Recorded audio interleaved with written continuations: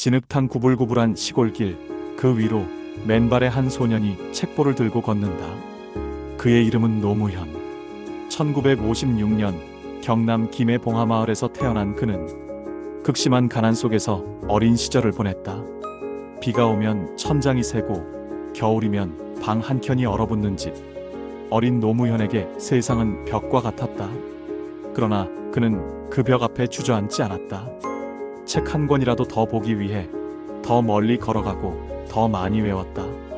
그가 다니던 학교에는 도시에서 전학 온 아이들이 많았다. 그 아이들은 세련된 옷과 말투를 가졌지만 노무현은 그들에게 주눅 들지 않았다. 그는 자신만의 방식으로 세상을 보고 싶어 했다. 그의 방식은 곧 질문하는 것이었다. 왜 우리는 가난한가? 왜 기회는 누구에게나 평등하지 않은가? 그의 질문은 단순한 호기심이 아니었다. 그것은 불의에 대한 민감함이었고 세상의 구조에 대한 불편함이었다. 그의 공부는 늘 벽에 부딪혔지만 포기란 단어는 그에게 없었다. 아버지가 남긴 빚, 고등학교 졸업 후 바로 취업해야 하는 현실, 그는 그 모든 것을 안고도 밤마다 책상 앞에 앉았다. 그는 사법고시에 도전했다. 학벌도 배경도 없이 독학으로 오직 실력으로만. 주변에서는 말렸다. 너 같은 시골 출신이 판사, 검사가 되겠다고? 하지만 노무현은 조용히 웃었다. 한번 해보지 뭐. 1981년 그는 사법시험에 최종 합격한다. 기적이었다.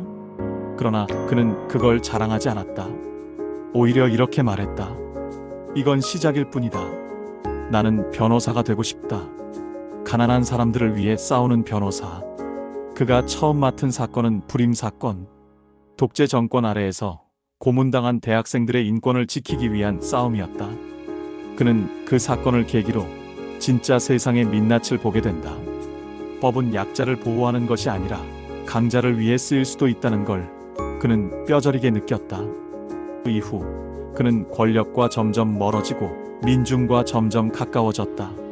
정의롭지만 불편한 길, 바로 그 길을 그는 선택했다. 시골 소년은 이제 불의 앞에 침묵하지 않는 청년이 되었다. 그의 말은 서툴렀고 정치는 낯설었고 세상은 그에게 쉽지 않았지만 그는 물러서지 않았다. 노무현, 그는 처음부터 큰 인물이 아니었다. 하지만 처음부터 진심이었던 사람이다. 그리고 진심은 결국 길을 만든다. 1998년 대한민국 국회. 굵은 안경을 쓴 한 의원이 청문회장에서 조용히 입을 열었다. 장관께서는 당시 그 사실을 알고 계셨습니까? 한 문장, 한 질문이 던져질 때마다 청문회장의 공기는 긴장으로 가득 찼다. 그는 차분하고 논리적으로 상대를 압박했고 마치 고요한 강물이 천천히 산을 깎아내듯 그의 말은 사람들의 가슴에 파문을 남겼다. 그가 바로 노무현 의원이었다. 그는 이 청문회를 통해 국민을 대신해 말하는 사람으로 수많은 이들의 마음속에 각인됐다. 청문회가 끝난 날 누군가 물었다. 노 의원님, 이게 정치입니까? 그는 웃으며 대답했다. 이게 정의입니다. 그는 점점 스타가 되어갔다. 언론은 그를 조명했고 국민들은 그를 사이다 같은 정치인이라 불렀다. 하지만 그는 화려함을 좇지 않았다. 그는 지역주의의 벽에 도전했다. 부산 출신은 보수다라는 공식에 맞서 호남 출신이 절대 못 이긴다는 지역에서 민주당 후보로 출마했다. 결과는 늘 패배였다. 선거 때마다 그는 졌다. 하지만 지고도 포기하지 않았다. 나는 이기기 위해 정치를 하는 게 아닙니다. 깨기 위해 합니다. 지역주의라는 벽을. 그는 사람들에게 더 가까이 다가갔다. 기차 안에서, 시장 한복판에서, 시멘트 바닥 위에 쪼그려 앉아 이야기를 들었다. 그의 정치엔 포장도 각본도 없었다. 있는 그대로 그는 국민 앞에 섰고 국민 속으로 들어갔다. 그는 말 대신 귀로 정치를 했고 손바닥에 땀이 배일 정도로 악수하며 마음을 전했다. 사람 사는 세상이라는 말, 그는 그것을 현실로 만들고 싶었다. 2002년 노무현, 절대 안 돼. 모두가 고개를 저었다. 정치계도 언론도 심지어 그를 지지했던 이들마저. 그는 조직도 자금도 계파도 없었다. 다만 국민이 있었다.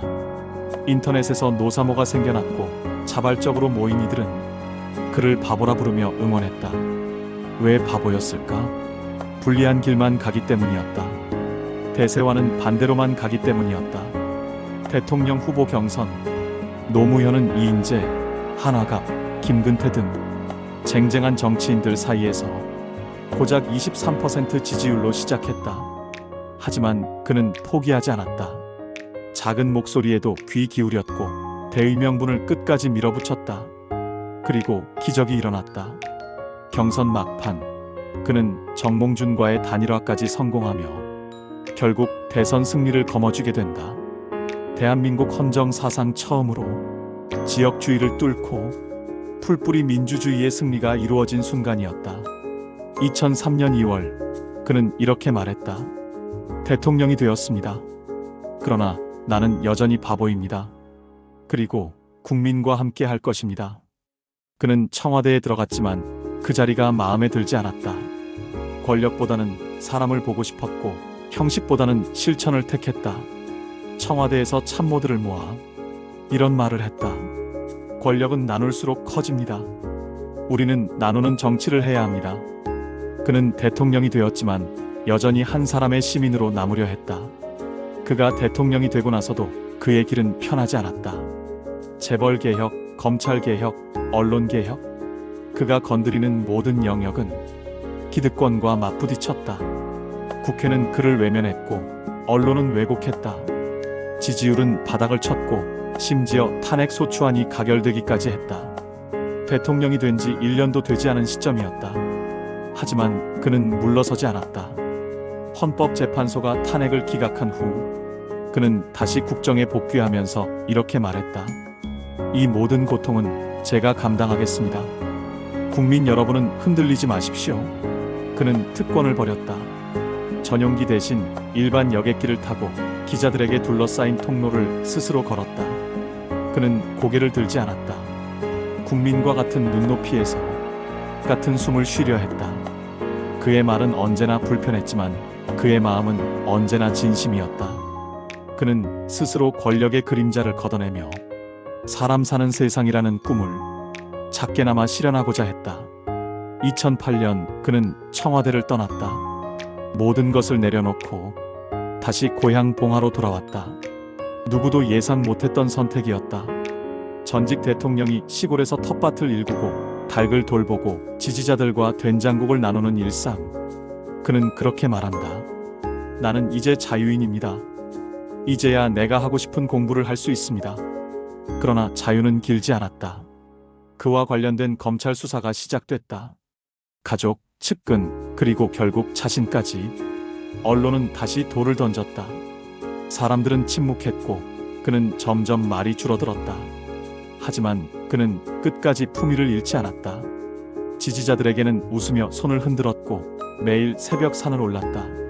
그 산책길에서 그는 자신과 대화하고 있었을지도 모른다. 나는 잘 살았는가? 나는 올바르게 왔는가? 그의 마음속엔 어쩌면 국민이 아니라 가족과 동지들에 대한 미안함이 더 크게 남았을지도 모른다. 2009년 5월 23일 봉하마을 부엉이 바위 아래 그는 조용히 생을 마감했다. 뉴스는 온 나라를 울렸다. 수많은 시민들이 자발적으로 분향소를 찾았고 긴 행렬은 며칠 동안 이어졌다. 그의 죽음이 우리의 삶을 바꿔놓았다. 그가 떠나고 나서야 사람들은 진심을 기억하기 시작했다. 정치는 타협이 예술이라지만 그는 진심의 고집이었다. 어색한 말투, 불편한 메시지, 그러나 거짓이 없는 사람. 그가 남긴 말은 지금도 되새겨진다. 강물은 바다를 포기하지 않습니다. 민주주의 최후의 보루는 깨어있는 시민의 조직된 힘입니다. 그가 말했던 사람 사는 세상은 어쩌면 아직도 완성되지 않았는지도 모른다. 하지만 우리가 오늘 조금 더 사람답게 살고자 한다면 그는 여전히 우리 곁에 있는 것이다. 노무현. 그는 바보였고 대통령이었고 무너지지 않는 희망이었다. 그는 떠났지만 우리는 그를 다시 불러야 한다. 사람 사는 세상을 다시 만들기 위해